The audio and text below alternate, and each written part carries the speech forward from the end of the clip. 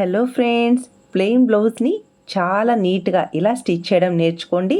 ఏ blouse అయినా neat finishing fitting వచ్చేలా stitch చేసుకోగలుగుతారు. చూసారా, బ్యాక్ పార్ట్ కానీ ఫ్రంట్ పార్ట్ ఇలా నీట్గా రావాలి.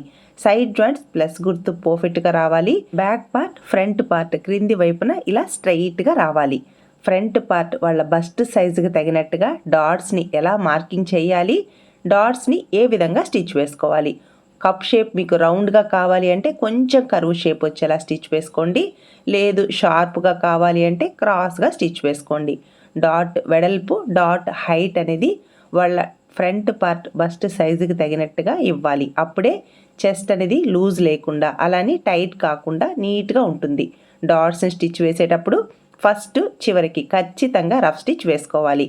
ఫ్రంట్ పార్ట్ రెడీ అయ్యాక ఫస్ట్ డాట్స్ని స్టిచ్ వేసుకున్న తర్వాత ఒకసారి హైట్ చూసుకోవాలి. షేప్ బెల్ట్ స్టిచ్ చేశాక నెక్స్ట్ హుక్స్ బెల్ట్, కాజా బెల్ట్ని స్టిచ్ వేశాక ఇలా చెక్ చేసుకోవాలి.